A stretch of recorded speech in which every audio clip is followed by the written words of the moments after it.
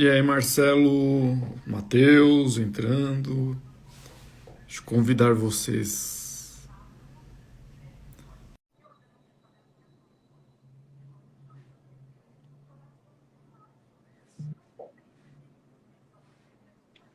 Fala, Henrique, boa noite. Tudo bem, Matheus? Estou convidando aqui o Beleza? Marcelo, convidar o Mauro. Vamos ver se a internet vai nos ajudar de ficarmos todos juntos aqui. Boa noite. Boa noite, Marcelo. Ah, o Marcelo cortou o cabelo, agora vai. O que você nunca vai ver é par de cabelo junto na mesma.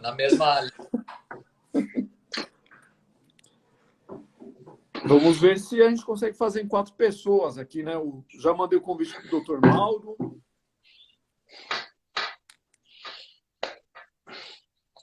Se o Instagram der pau, daí fica quem cair, né? Daí, sei lá, não volta, sei lá. Mauro, eu mandei convite para você aí. Vamos ver se você recebe. Vou mandar de novo.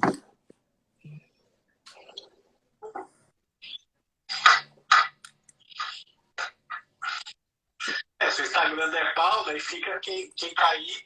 Ó, minha voz chegando agora. Sei lá, não volta, sei lá. Mauro, eu mandei convite para.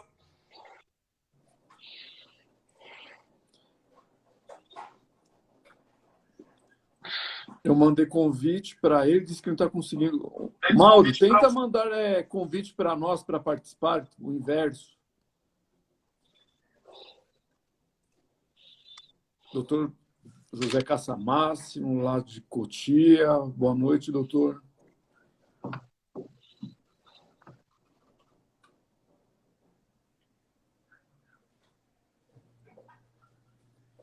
Pessoal que for entrando, vai dando joinha, dando boa noite para nós aí.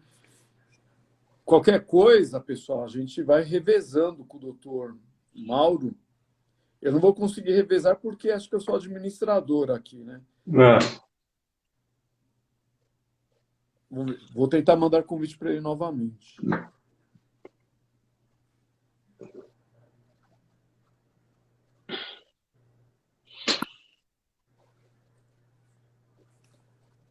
Bom, encaminhei. Gente boa de manhã. Eu vou falar para os caras que não deram novidades. Tá? Por parceiros, legal, eles foram premiados. Eles estão indo pro Romão agora, vai substituir o pessoal do primeiro batalhão vai lá no Romão. Da onde tiraram o Glauber? E aí? Beleza? Doutor Mauro está mal acompanhado. Cuidado aí, Como Mauro. é que tá? Tudo bem? Estou aqui com o Dr. Glauber. E aí? A gente acabou de fazer o júri aqui em Atibaia. Pô, eu chamando o Ribas aí, trouxe ele para vocês. Tamo junto, pessoal. Desculpa a demora para ter entrado. Eu tava encerrando lá, meu. Aí viemos aqui com o meu negócio. Já tamo junto aqui. Só assim para a gente conseguir fazer live com o Dr. Glauber, né? Tirando ele do plenário do júri aí, porque ele acorda e dorme no júri. Né? Fizemos 2 dias, era para ter acabado ontem. Começou ontem às 8 horas da manhã e acabou passando para hoje e se estendeu 9 horas de debate, mas graças a Deus aí deu tudo certo. É isso aí, vamos lá. Pessoal, boa noite. Depois de um longo inverno, estamos aqui de volta, né? Marcelo, Matheus. Vamos ver se a gente consegue agora fixar aqui a jurisprudência comentada para discutirmos aqui as questões mais interessantes da advocacia criminal. Live da jurisprudência comentada, a live para o advogado criminalista. Hoje aqui estou com o doutor Marcelo Pires Galvão, nosso colega, o doutor Matheus Falivene, colega também sempre conosco, doutor Mauro Ribas, advogado criminalista, parceiro nosso aqui, doutor Mauro Ribas aqui, especialista em tribunal do júri e mal acompanhado, entre aspas, o nosso querido Glauber Best. Cadê? Não, Olha lá. E aí? E hoje aqui, até por sugestão do doutor Marcelo, um assunto que está pegando bastante na jurisprudência, né? Que é a questão da justa causa na abordagem policial, que o STJ, a sexta turma ali, já está com a jurisprudência pacificada e já existe alguma alguma inclinação da quinta turma, principalmente ali do ministro Reinaldo Soares, né? Que acho que ele é... O Reinaldo, ele parece que é um ministro ali da sexta turma infiltrado na quinta, né? Porque as decisões ali mais garantistas, entre aspas, saem dele ali, que parece que é um peixe fora do aquário ali. E o nosso convidado hoje aqui, o Dr. Mauro Ribas, especialista aqui em Tribunal do Júri, atua bastante aqui, na defesa de policiais militares, que eu acompanho aqui nas redes sociais. Foi oficial da PM, né, doutor Mauro? Exatamente, fui tenente da Polícia Militar. Com certeza é uma das pessoas mais gabaritadas hoje aqui para conversar conosco a respeito de justa causa em abordagem. Vou passar aqui a palavra para cada um de vocês aqui, para cumprimentar, já seguindo a ordem aqui da tela, aqui do celular. Vou passar a palavra para o nosso colega aqui, fiel, doutor Matheus Falivene. Boa noite, doutor. Boa noite, Henrique. Boa noite, Marcela. Boa noite, doutor Mauro. Bom, prazer estar aqui de novo, poder falar desse tema aí, um tema tão importante, né? Um tema que está em alta, em voga na jurisprudência. Agradeço o doutor poder comparecer e é uma honra estar aqui mais uma vez para poder fazer um debate ainda que breve. Doutor Marcelo, demorou, mas chegamos. Demorou, mas... Boa noite. Boa noite, pessoal. É um prazer estar com vocês mais uma vez. Esse tema, praticamente, toda semana sai uma decisão do STJ tentando soltar alguém por causa das abordagens baseadas em suspeita. E aqui envolve Polícia Militar, o nome do Mauro já começa a pular aqui na minha cabeça, né? Ele tem o nosso lado garantista do advogado, mas ele também tem a expertise que já esteve nas ruas, né? Ele, melhor do que nós, pode dizer o que era a atitude suspeita quando ele atuava na nossa Polícia Militar. O ideal é passar a palavra direto para ele, para estar presente e passe para nós aí os seus pitacos sobre o tema. Ô, Mauro, bom, pessoal, boa noite aqui. Estou enganado, mas me parece que você hoje deve ser o principal tribuno de policiais militares. Não sei, eu estou enganado. Boa noite, Mauro. Prazer estar com você aqui novamente. Boa noite, é uma alegria estar aqui no Jurisprudência Comentada de novo, uma grande honra para mim estar como advogado, estar aqui hoje. Estou aqui hoje do lado aqui do Dr. Glauber, a gente estava num plenário agora de pouco, graças a Deus deu tudo certo, e aqui estamos, né? Doutor Henrique, doutor Matheus, doutor Marcelo, tenho uma admiração enorme por todos aqui, por esse trabalho que vocês fazem aqui no Jurisprudência Comentada. Eu acredito que somente assim a gente consegue evoluir o nosso direito, né? Somente assim a gente consegue crescer todos aqui como advogados, né? Cumprimentar todo mundo que está assistindo aí. Fui tenente da Polícia Militar. Na minha época era diferente, não existiam câmeras, não existia. A melhor celular que tinha na rua era o V3 ou BlackBerry, que a uma distância de 1 metro não filmava. Então, isso, a informação. Tinha que puxar a anteninha. Exatamente esse. Então, a informação, ela mudou muito, né? Vou falar, assim, basicamente, o que, né, a polícia diz sobre o procedimento, a gente vai conversando aí, o que a polícia ensina sobre isso, o que está no procedimento e como era feito, né? Não posso falar como é feito, mas como era feito na minha época, pelo menos, e a gente vê uma evolução grande nesse sentido. Mais uma vez, obrigado e estamos aqui à disposição, doutor. Bom, pessoal, vou aqui dar uma pincelada muito rápida e vou passar a palavra para quem entende, doutor Mauro Ribas. Vamos lá, jurisprudência tem comentado alguma coisa aqui, alguma coisa não, falado assim de uma maneira enfática de abordagem policial, ela só se torna legítima mediante a suspeita, né? Uma efetiva suspeita. Artigo 244, inciso 2º, né, Matheus, salvo engano? Inciso não, parágrafo 2º. 240, né, se eu não me engano? Não, acho que é 244, não é? Deixa eu dar uma olhada aqui. 2º, suspeita fundada. Só que aí nós perguntamos aqui, o que seria uma suspeita fundada? Quando nós partimos aqui para uma questão de audiências, do caso concreto, nós vamos muito para o lado subjetivo. Só que, pessoal, assim, suspeita fundada, na minha opinião, do juiz é uma coisa e do Mauro, que foi oficial da PM, é outra coisa. E a questão chegou lá no STJ. E o critério de subjetivismo está sendo afastado para se falar em critério objetivo da questão. Mas o que é critério objetivo? Porque a lei não fala, a lei fala em fundada suspeita, né? Então, eu acho que essa questão aqui ela é de extrema importância. Eu tenho uma opinião particular, eu tenho certeza que não deve ser a mesma do doutor Marcelo, e não sei em relação ao doutor Matheus, porque ultimamente, nas últimas lives, eu ando discordando dele.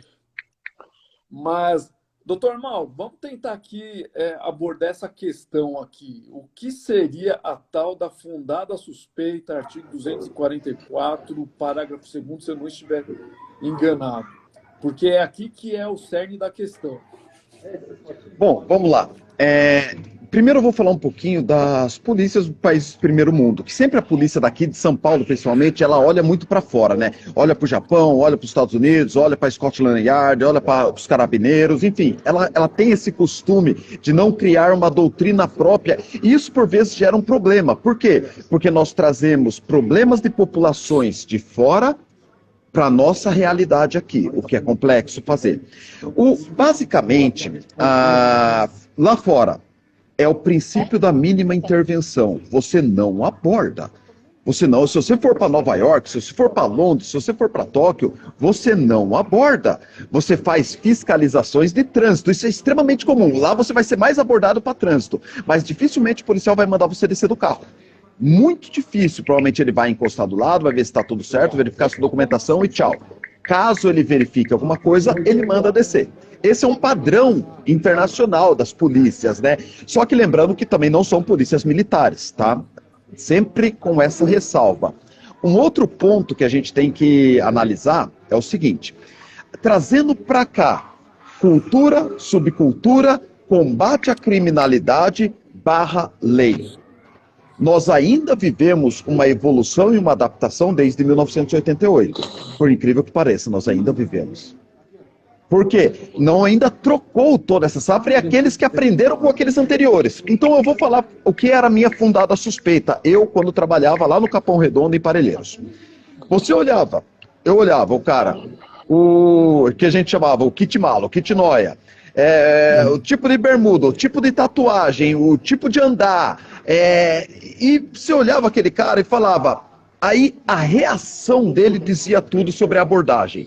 Se o cara passava todo de boa, a aparência eu não me questionava, até porque eu nem tinha tempo, eu trabalhava no Capão. Se fosse abordar todo mundo que tinha esse perfil, eu ia ficar abordando o dia todo e não ia pegar nada.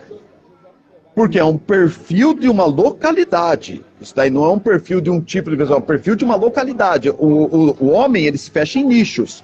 Então, se você se alocar em alguns nichos, por que a pessoa usa lá? Todo mundo usava aquela jaqueta de da Sul. Porque era moda lá.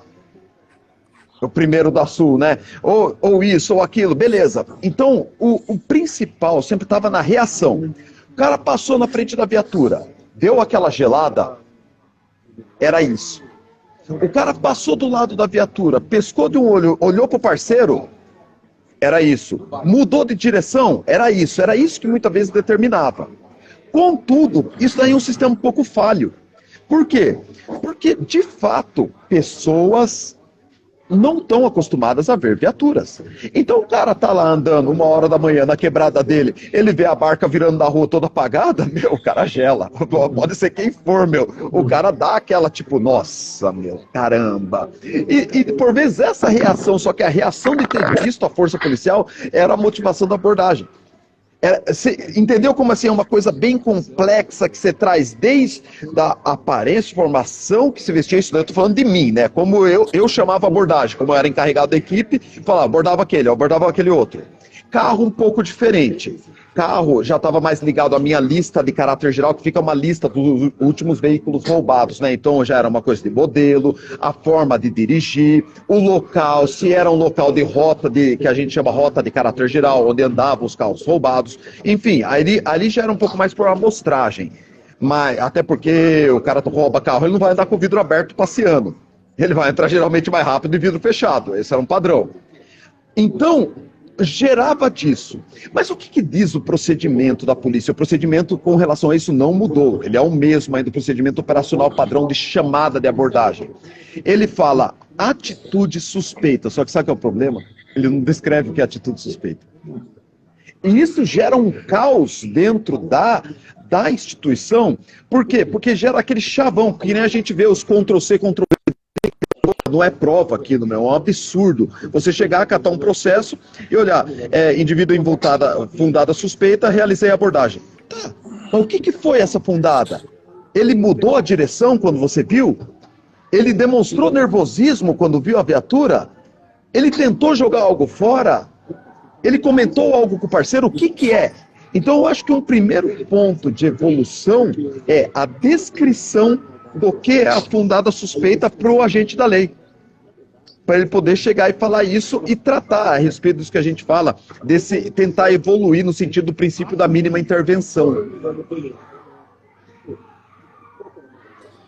Legal esse esclarecimento, Mauro. Eu particularmente, não tinha conhecimento que a polícia trabalha com essa questão da mínima intervenção em questões de abordagem. Muito pelo contrário. Só que a questão aqui também, Mauro, eu não sei como é hoje, né? Você disse que na sua época. Só que hoje nós temos também a guarda municipal. Né? Eu falei, princípio da mínima intervenção deve ser o que deve ser buscado e o que é aplicado fora. Aqui não.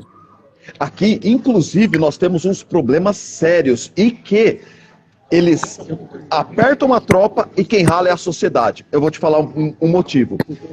As equipes saem para a rua, por vezes, com obrigação de abordar no mínimo 10 pessoas. Eu juro, não é zoeira. Parece piada isso, né? Tipo, falando em tempos de Constituição 1988. Mas você sai, você tem que abordar no mínimo 10 pessoas, ou 5 pessoas, ou X pessoas e tantos veículos. E você vai com uma planilha de abordados. E o quantitativo de abordados, eles usam isso como quantitativo de trabalho. A missão constitucional da polícia, né, da polícia militar, artigo 144 da Constituição, ele fala de efetuar o preventivo e a repressão imediata. Só que o preventivo, se você não abordar ninguém, quer dizer que o preventivo está sendo bem feito. Porque, teoricamente, a criminalidade falou, opa, aquele lugar lá, ele é extremamente protegido. Logo, eu não preciso abordar ninguém naquele local. Pronto, opa, o criminoso não sai pra rua se tem muita viatura rodando. E como que você vai abordar por amostragem? Como que você vai fazer número? Isso daí não é número, cidadão abordado não é número, é um constrangimento, assim, tipo, é legal, beleza, demonstra segurança, só que a polícia, infelizmente, a instituição ainda entende que viatura abordando na rua é demonstração de segurança para o cidadão, o que a gente sabe que não é. Mauro, tem uma jurisprudência aqui que ela é bem importante, eu vou até ressaltar aqui para os colegas, tá? RHC 158.580, sexta turma, ministro Rogério Schietti. E ele traz ali uma das razões, ele traz as razões dessa questão de suspeita, de fundada a suspeita, até por aquela questão de tentar proibir o finish expeditions. Mas uma delas, é a questão de preconceito. Que ele tenta afirmar aqui o entendimento da jurisprudência com base no preconceito. E você trouxe aqui um dado de perfil de localidade. Será, Mauro, que esse entendimento do STJ, ele é um pouco assim, eu não vou falar desatualizado, mas ele não está no mesmo compasso da realidade aqui das nossas periferias? Eu acho que ele sai atrasado, porque preconceito a gente sabe que existe, que é pesado, e não falo exatamente da polícia militar, é uma coisa do ser humano, ainda da nossa sociedade. A gente não evoluiu a ponto ainda de falar, não existe, isso daí é contra latino, é contra negro, é contra gente que mora na comunidade. Infelizmente isso é uma questão dentro da própria polícia. Contra a praça, contra soldado, contra oficial de baixa patente, contra isso, contra aquilo. Infelizmente, sim, é uma temática assim, que tem que ser abordada de uma maneira urgente urgente, já passamos do tempo. Deixa eu cumprimentar a dona Hélida, que está aqui na live. Ó, seu marido está aqui do meu lado, ó. Ó, fica tranquila, viu, amor? Ó, o Gilbertinho tá cuidando de mim. A Gabi, doutora Gabi também, um abraço, doutora, tamo junto. Ó, então, assim, basicamente, é muito importante pontuar isso. Por quê? Porque nós temos que evoluir isso como sociedade. Às vezes, a gente falar da polícia, eu acho que torna pequeno demais. A pessoa da comunidade, a pessoa da favela, ela não tem acesso, não é só a segurança. É a saúde, é a educação, ela é excluída da sociedade de uma forma que você fala assim, ó, tipo, você não faz parte disso daqui não, e se você botar a cara aqui onde você tá, você vai ser abordado, meu amigo. É mais ou menos isso que a gente vive, né? Então, sim, e eu acho sim, que, sinceramente, a evolução dessa conversa ela está extremamente atrasada para a gente evoluir como sociedade como um todo, né, meu? Marcelo, Matheus, fique à vontade, hein? O ministro Schietti, ele deu uma entrevista recente, agora eu não lembro para qual órgão. Ele até explicou o porquê dessas decisões que ele tem tomado, né? Tem essa, tem aquelas referente à câmera na... Diz que inicialmente vai mesmo muito criminoso ficar solto, vai ter contrato, vai ter que soltar como uma maneira mesmo de mostrar para a sociedade que esse procedimento está errado.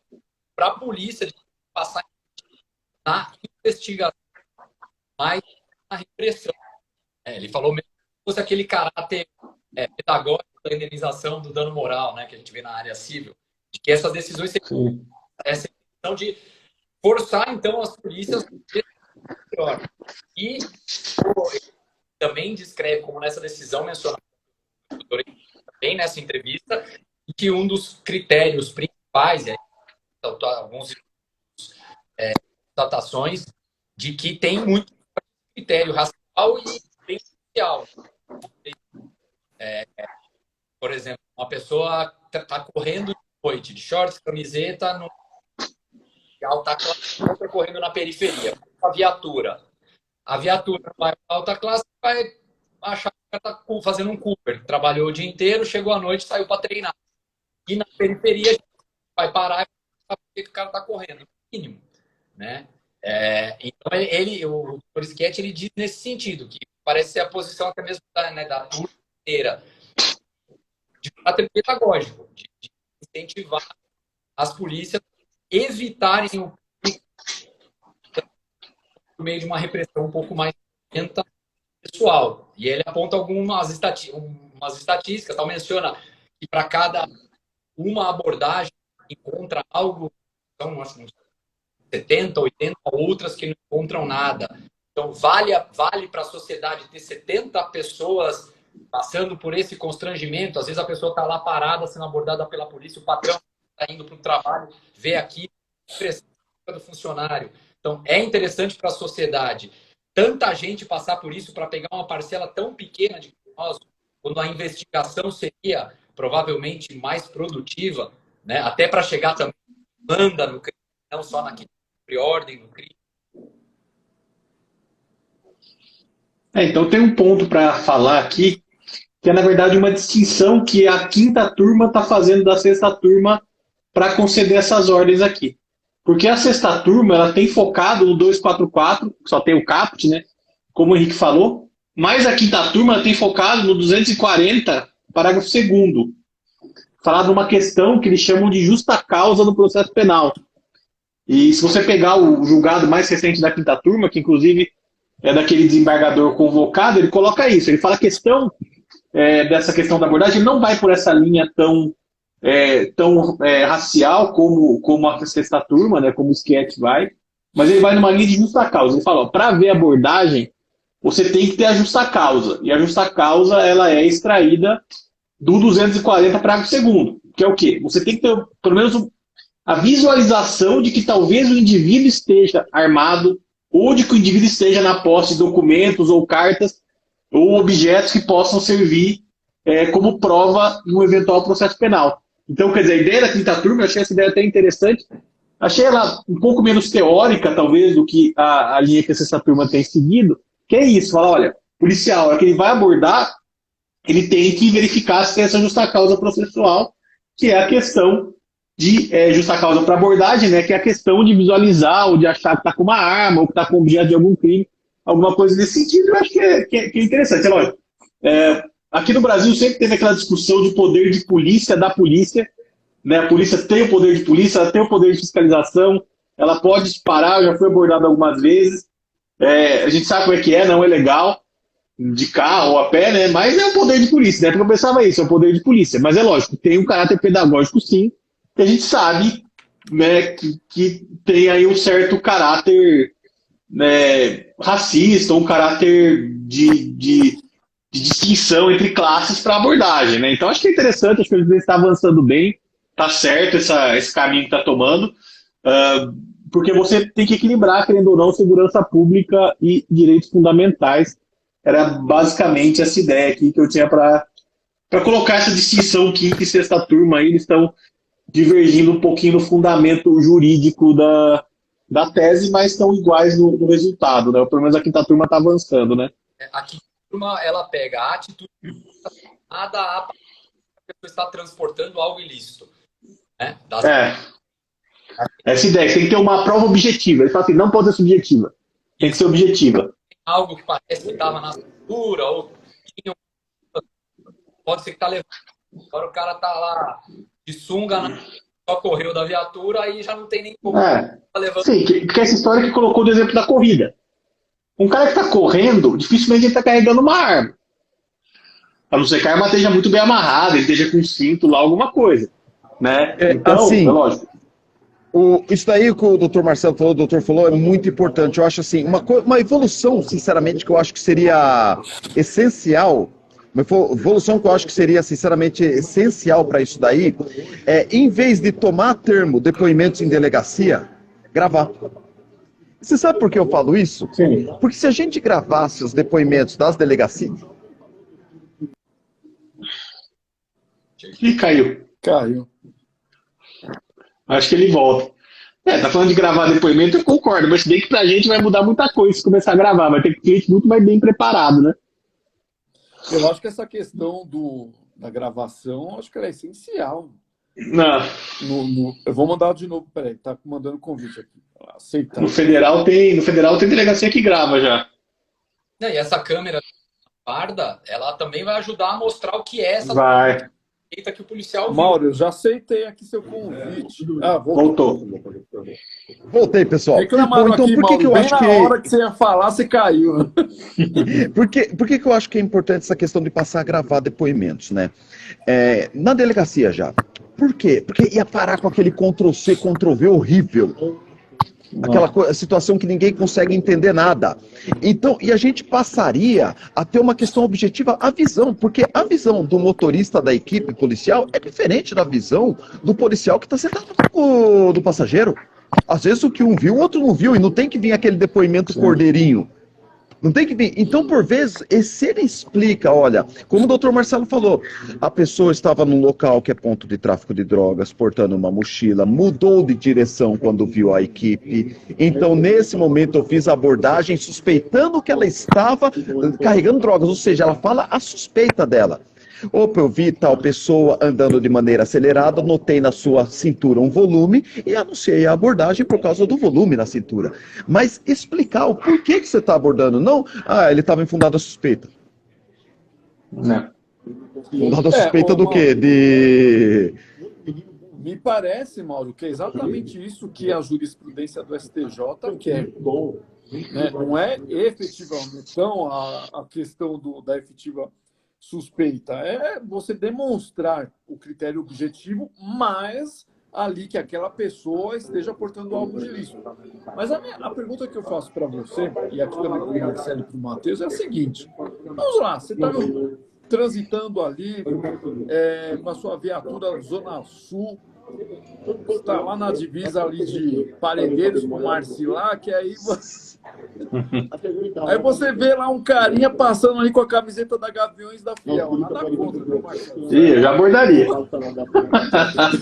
É só um exemplo, tá, Marcelo? E aí você precisa lá fazer a sua prancha lá de 10 abordagens, fala, pô, passou o primeiro da noite, vamos pegar esse cara aqui. E aí você com certeza. você pega lá um cara que não tinha nada para ser, mas você precisava fazer a sua prancha. Uma ponto 40 raspada. E aí você leva ele lá para o DP, faz o flagrante, e aí, sei lá, a defensoria, né? Provavelmente esse perfil vai ser a defensoria, chega lá no STJ, cai na sexta turma, e eles ali. Pô, mal, eu tenho aqui, ó, jurisprudência, hein? RHC 158-1580. Foi trancado o processo. Não. Tá? Não é que foi assim, foi trancado. E aí fica aquela questão, cara, eu peguei um cara com uma ponto 40 raspada, geralmente uma arma do policial, e, porra, esse cara ele foi inocentado porque ele não era suspeito. Suspeito não é um contrassenso, mano? Parece que o policial é o culpado da história, né? Em termos, eu acho que é educativo, é uma evolução. Eu acredito que tenha que passar por isso daí. Por quê? Porque a gente não pode esquecer. Olha aqui quem entrou aí, Aline Palossian, meu amor, tudo bem, amor? Como é que você tá? Tô bem aqui, viu? Tamo aqui. Doutora Ingrid também, nossa, lá do Amazonas, show de bola. Bom, é educativo. E por que eu falo que é educativo? Vamos lembrar que quando uma instituição ou Estado traz algum problema para a sociedade, ele traz antes para o policial militar. Então, o mesmo sofrimento que essa pessoa passou, o policial também sofre da corregedoria, da instituição e tudo mais. Então, eu acredito que essa evolução não vai gerar só benefício pro civil, pro cidadão. É pro próprio policial que está inserido nessa sociedade. Então, a partir do momento que o que eu acho, eu sou a favor de uma coisa, técnica, em tudo. É técnica. Se você for ver todas as polícias mais técnicas do mundo, SWAT Dallas, enfim, Scotland Yard, Japão, a gente tem um estudo a todo momento de condições de trabalho policial / reflexo na sociedade. Você chegar para um cara e falar, você tem que abordar 5 pessoas hoje, meu, desculpa, tá errado. Tá errado, meu, porque às vezes você vai estar trabalhando, como você falou, lá no Engenheiro Marcilac de madrugada e não vai ter ninguém lá. Aí você sabe o que você começa a fazer? Igual a gente pegava a lista de cadastro da FUVEST e começava a lançar lá, pessoa tal, RG tal, pessoa tal, RG tal. Nada consta, pessoa tal não portava documento. Porque não tinha. Só tinha universitário lá, né? Ou você vai passar vergonha de ficar abordando os outros no meio da rua e o cara tá com a marmita na mochila. Pô, que é chato também, meu. A visão do polícia. O polícia também é trabalhador, meu. O polícia também é um cara, o soldado da polícia ali, né, meu? Ele é da sociedade, ele ganha R$2.500 por mês. Entendeu? Então, o que acontece? Eu acho que essa mudança, ela vem para benefício, para quê? Para levar para técnica. Para levar para o lado técnico e amparo do policial. Parar com essa coisa de aborda, vai para ponto de estacionamento, aborda tantos. Não, calma, meu. Eu vou abordar quando achar que tem que abordar. E ensinar ele a escrever isso em relatório, escrever isso no BO. O padrão que era bom ter para ensinar até uma questão de educação da população, trazer para procedimento. Opa, tudo bem? Ô, senhor Marcelo, o senhor foi abordado porque o senhor estava com esse volume na cintura que agora eu vejo que era sua carteira. Contudo, como nós vimos, o local aqui é de alto índice criminal, contudo estou vendo que não era uma arma, tudo disponha da Polícia Militar 90 sem ficha. Explicar, dar um retorno, porque a sociedade, quem que é o grande cliente da Polícia Militar, quem que é quem que contrata o serviço e é cliente e ao mesmo tempo é o foco? É a sociedade. É a sociedade. Então o feedback do serviço não é errado. Se você for abordado pela rota, você vai ver, meu, ou a força tática, pelo menos nos nossos pelotões, era assim, abordou, viu que é trabalhador. Amigo, disponha da Polícia Militar, o senhor for abordado porque o seu veículo consta aqui, ou esse modelo de veículo consta como caráter geral nessa região, poderia ter trocado as placas, então abordamos, o senhor está liberado, disponha do nosso serviço. Técnica, trabalha com técnica. Eu queria saber aí a opinião do Glauber, será que ele está em condição de falar alguma coisa para... Não está. Tá bebendo. Não, aí, doutor Glauber. Não tá.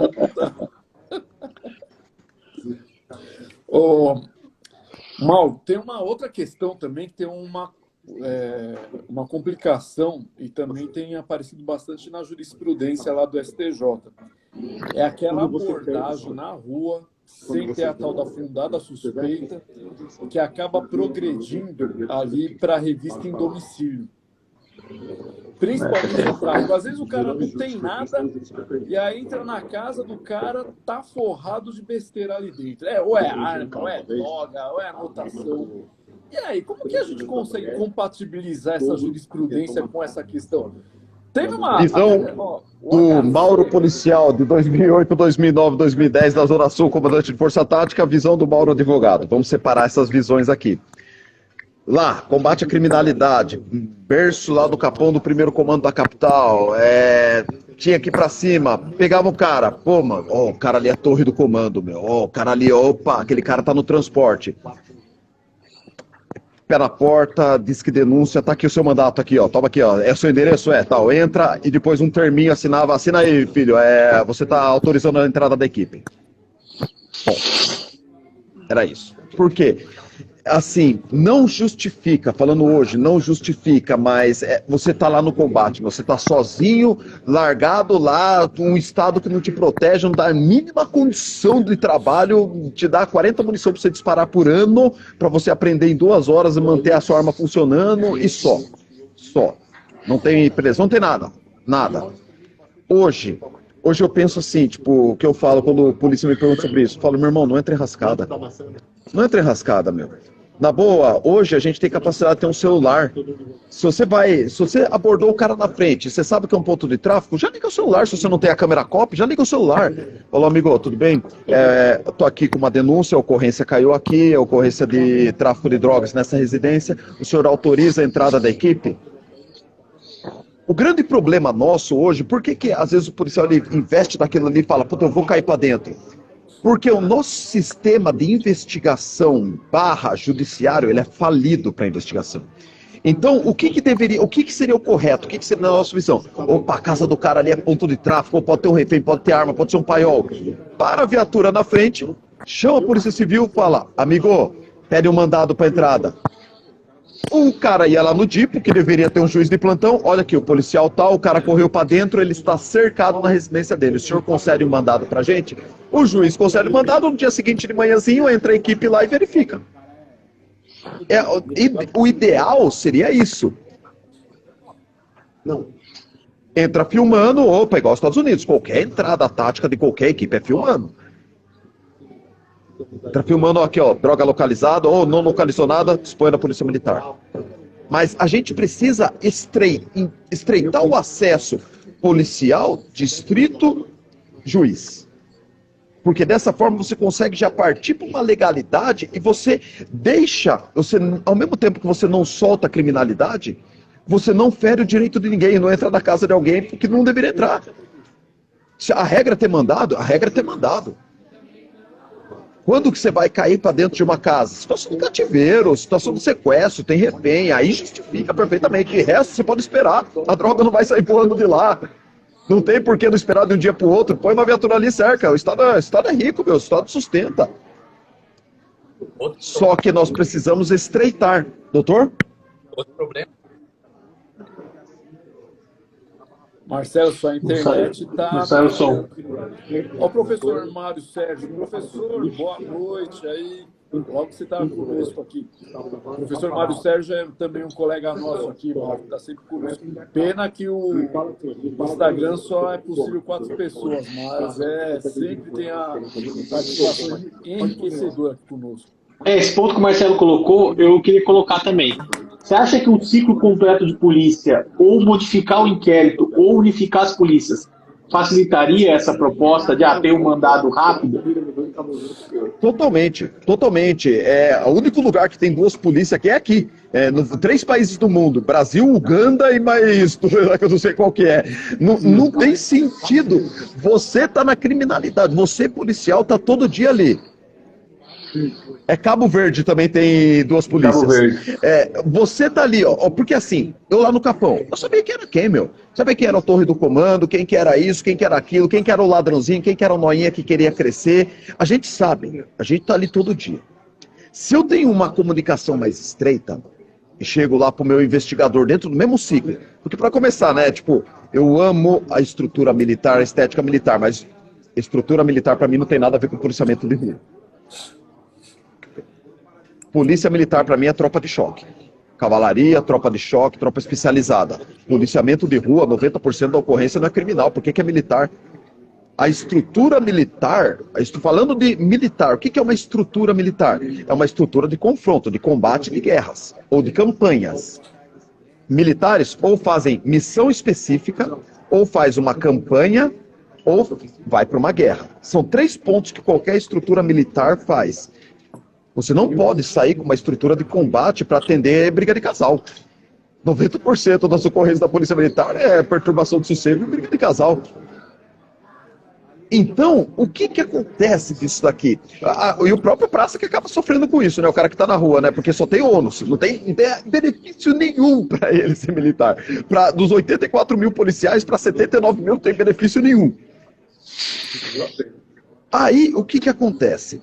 A gente parte disso daqui, desse sistema que a gente tem, e o que o doutor pontuou é sensacional. Por quê? Porque se a gente tem uma comunicação rápida, e não para no DP e fica 10 horas para apresentar uma ocorrência, tira uma viatura da rua ainda, você passa a funcionar, começa a combater o crime com inteligência. Porque crime você vence com estrutura, com saneamento básico, com educação, com repressão penal.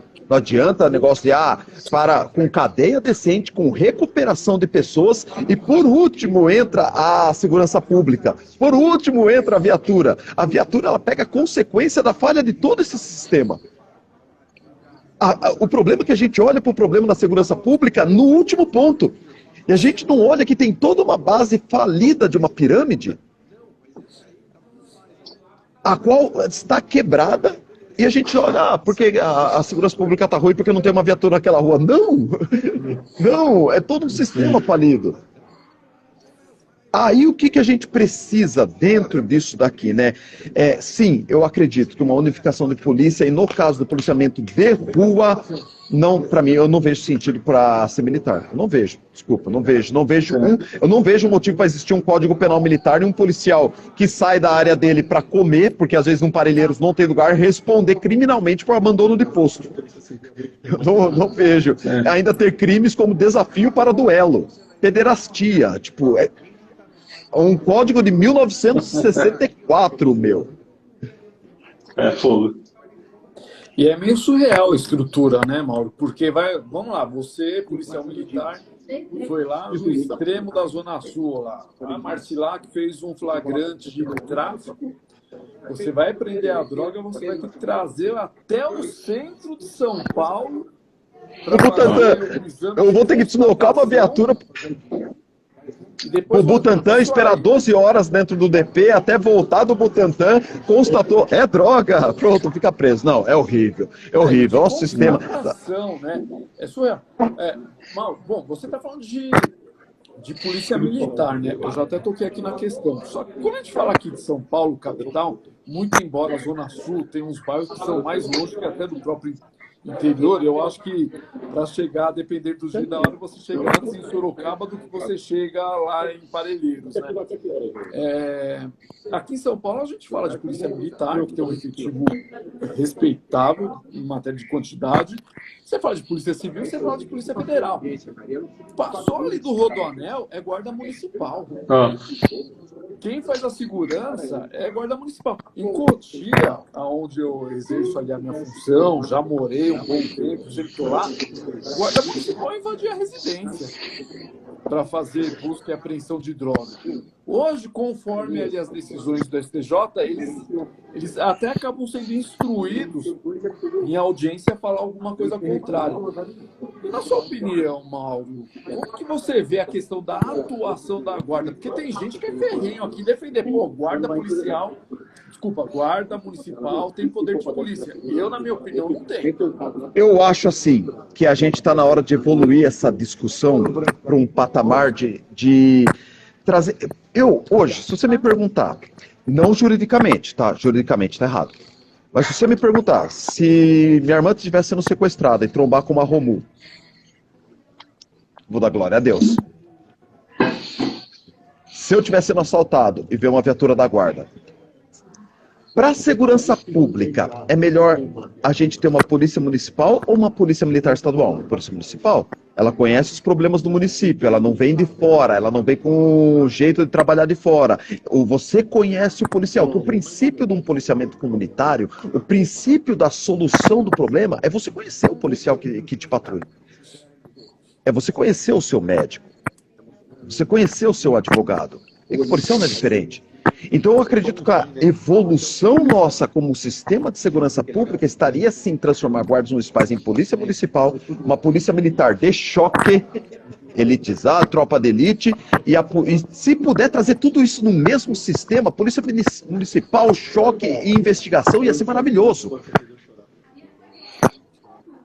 Ia ser maravilhoso. Por quê? Porque a gente estaria louco. O problema de Sorocaba não é o problema de Santos, que não é o problema do Capão Redondo. Hoje eu puxei.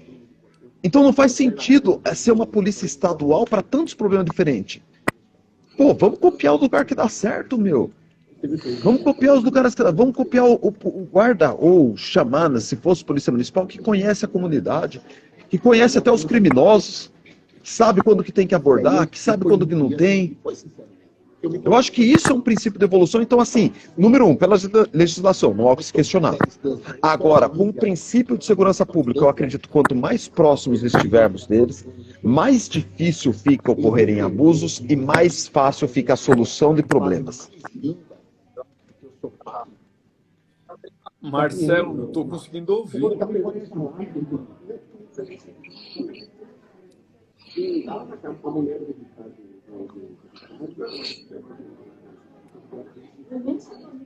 O Marcelo. Bom, o nosso colega aqui, o doutor José Cassamáximo, ele é advogado, membro aqui lá da Comissão de Penal e Processo Penal da OAB Cotia. Ele está dizendo que foi policial há 28 anos, ele não enxerga, não concorda muito bem com isso. É uma pena que o doutor José ele não consegue estar online, ao vivo aqui conosco, até pela quantidade de participantes que é permitido aqui no Instagram, né? Então, os seus questionamentos, doutor José, você pode colocar aqui, digitar, que a gente põe ao vivo. O doutor Marcelo falou uma coisa importante, que o treinamento da GCM é inadequado, ele crê. Eu acho que tanto Polícia Militar como o GCM, eles carecem de uma coisa, padronização nacional. A gente pode ter diferenças de atendimento por municípios, mas eu acredito que o procedimento tem que ser padronizado de forma nacional. E, se possível, doutor Marcelo, eu estava falando que eu acho muito, isso que você comentou é muito importante, eu acho que a gente carece, tanto em GCM, perícia, Polícia Civil e Polícia Militar, de uma padronização nacional. Porque se a gente tem uma padronização nacional do procedimento, o jeito que você vai ser abordado aqui vai ser o mesmo jeito que você vai ser abordado lá em Manaus. Então a gente passa a discutir isso de forma nacional. É claro que os problemas são de cada locais, só que a padronização do procedimento não precisa ser. Então, na minha visão, assim, trazer e investir em treinamento e condição de trabalho. Hoje um policial militar ele sai para a rua para trabalhar 12 horas sem treinamento. É 12 horas seguido, nenhum ser humano trabalha de colete e cinto numa viatura moída por 12 horas e não pode parar para comer por vezes, e tá bem. Por que não acrescenta um turno e a gente passa a ter serviço de 8 horas com 2 de instrução?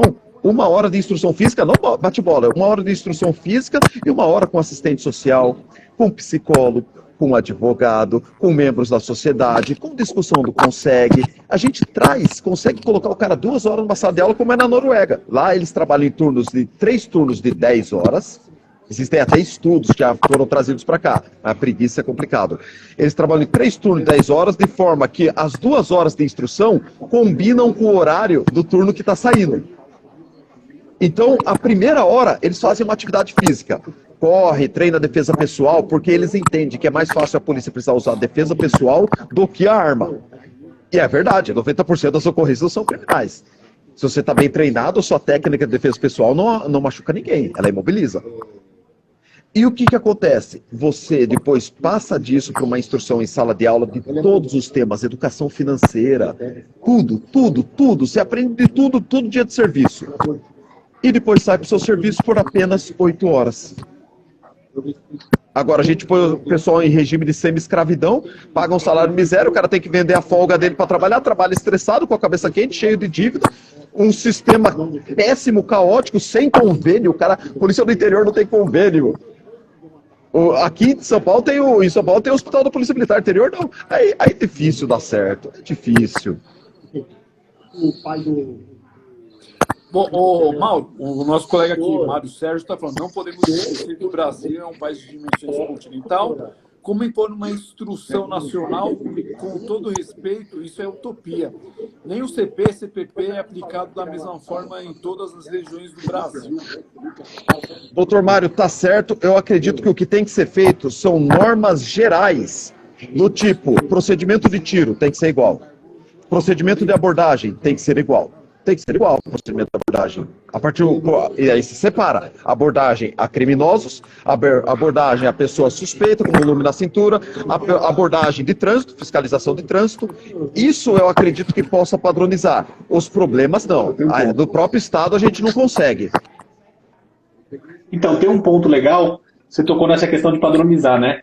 Um país que padronizou foi a Alemanha, tá? Que eles têm o Polizeirecht, que é o direito da polícia. Basicamente é um código que padroniza alguns procedimentos. Padroniza, assim, não é militar, tá? A polícia ela não é militarizada. Gerais. Isso, mas ela padroniza alguns procedimentos, algumas regras gerais do policial. E daí eles criaram esse Polizeirecht, que é um direito da polícia, assim, o direito de policiamento, que cria as regras, assim, como se fosse um POP geral federal. É um procedimento que eles têm lá, e acho que isso é interessante, até estudei isso. Eu fiz uma matéria muitos anos atrás, no doutorado, sobre isso, sobre questão de policiamento, que discutiu essa questão aí de ter um código, né? De desmilitarizar a polícia e eventualmente ter um código geral, e esse é um tópico legal, esse é um bom tema.